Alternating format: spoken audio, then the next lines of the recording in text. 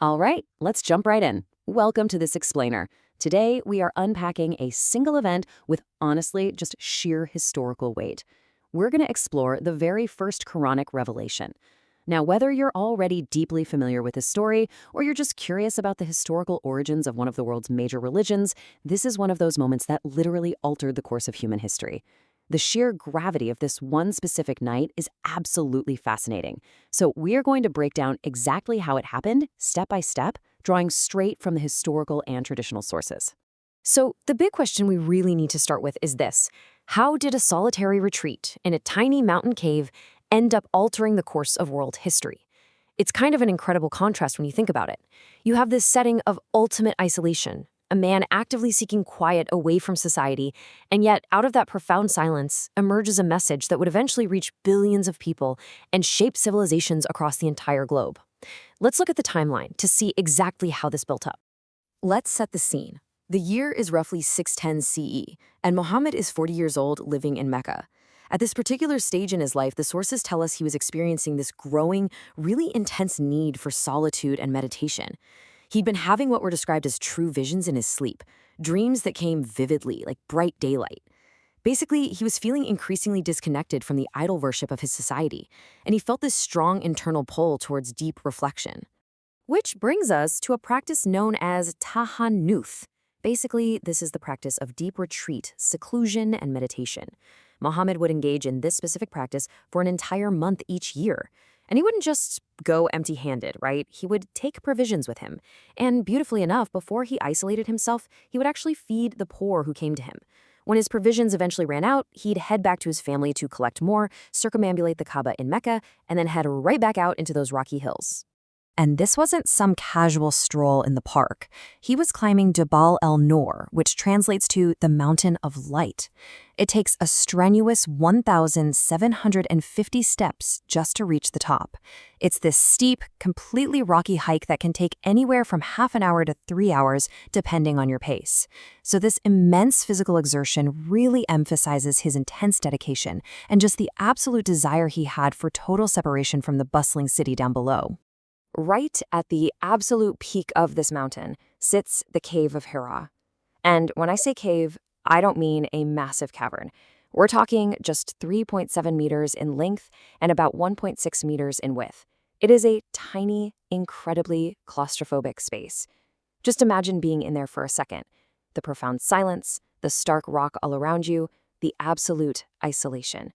It was the perfect environment for the deep spiritual meditation he was seeking. But on one particular night, during the month of Ramadan, that silence was about to be completely shattered. Suddenly, out of nowhere, the utter silence of the cave is broken. An overwhelming presence appears right there in this tiny space. The traditional sources tell us it was the angel Jibril, or Gabriel. I mean, imagine the sheer terror and awe of this moment. Muhammad is completely alone, high up on a desolate mountain in a tiny, dark cave, and all of a sudden he is confronted by this massive, divine messenger. The peacefulness of his retreat is instantly transformed into a moment of intense, truly terrifying reality. And the physical intensity of what happens next is just striking.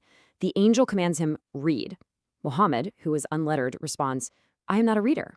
Then, according to hadith sources like Sahih al-Bukhari, the angel actually physically takes hold of him and squeezes him forcefully, pressing him so hard he can barely bear it.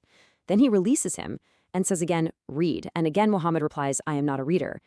This intense physical squeezing and the strict command are repeated 3 separate times. It's a visceral, exhausting, and completely overwhelming experience. After that third, exhausting release, the angel finally delivers the revelation. "Read, in the name of your Lord who has created all that exists." This is the ultimate breakthrough moment. These are the very first words of the Quran ever revealed, the absolute beginning of Surah Al-Alaq. In just an instant, with this single divine command, the unlettered man sitting in the cave is shifted into his role as a prophet. The angel goes on with the rest of those first 5 verses. "He has created man from a clot. Read, and your Lord is the most generous, who has taught by the pen. He has taught man that which he knew not." It's incredible when you think about how these very first words immediately stress the divine origins of human creation, alongside the immense value of knowledge, intellect, and the pen.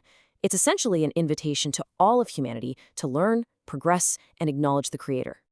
Now, let's geek out on the linguistics for a second, because the word used in that second verse, alak, is super fascinating. The surah itself is actually named al-alak. In Arabic, this word means a clinging clot, a leech, coagulated blood, or simply something that clings or hangs. Scholars often note how perfectly this describes the early, clinging embryonic stage of human prenatal development. It's this brilliant, fascinating detail embedded right there in the very first moments of the revelation. But let's pause and bring this back to the visceral, human element for a second.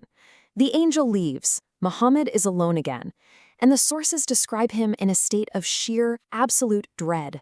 He fled down the mountain, his heart beating severely. I mean, imagine the massive shock to his system. He wasn't expecting this at all. He rushes all the way back down to Mecca, seeking the safety of his house and his wife, Khadija. He enters his home literally trembling. He's shivering like he's caught a massive fever, and his words here really highlight his immense vulnerability. He just begs Khadija, "Cover me, cover me." He asks to be completely wrapped in blankets. He tells her exactly what happened and expresses this profound, genuine fear for his own life and sanity. He literally says, "I fear that something may happen to me." He is a man in desperate need of comfort and rescue right now. And this right here is where Khadija bin Khuwaylid steps into history in the most incredible way. Her immediate, powerful reassurance is absolutely legendary. She tells him, "Nay, be of good cheer, for by Allah, Allah will never disgrace you." She doesn't doubt him for a second. She doesn't think he's lost his mind. She provides the ultimate comfort, and in doing so, forever cements her legacy as the very first believer in his message. But here's the thing you have to understand about Khadija. She wasn't just offering empty, feel-good comfort. She was an incredibly intelligent, successful merchant. She offered logical reasoning based entirely on his established character. She reminds him, "You uphold ties of kinship, you speak truthfully, you help the poor and destitute, and you serve guests generously." Her argument is basically that God would absolutely not humiliate or abandon a man of such noble, upstanding character. Even with that immense comfort, Khadija takes it a step further. To get absolute, undeniable confirmation, she takes Muhammad to her elderly blind cousin, Warqa ibn Nawfal. Now, Warqa was a really learned man. He'd actually become a Christian during the pre-Islamic era, lived as an ascetic, and used to translate the gospel into Arabic. So he was exactly the kind of person who would understand the historical signs of divine revelation. So Muhammad recounts exactly what he saw in the cave to Warqa. And Warqa? He instantly makes this profound connection. He compares this event directly to the revelations of the past. He realizes that the Namus, which is the keeper of secrets, the angel Gabriel, who had previously visited the prophet Moses, had just visited Muhammad. Warqa gives this definitive, historical confirmation, stating clearly, "There has come to him the greatest law that came to Moses. Surely he is the prophet of this people." This is just a massive moment. Warqa firmly anchors this brand new revelation within the long continuity of the Abrahamic tradition.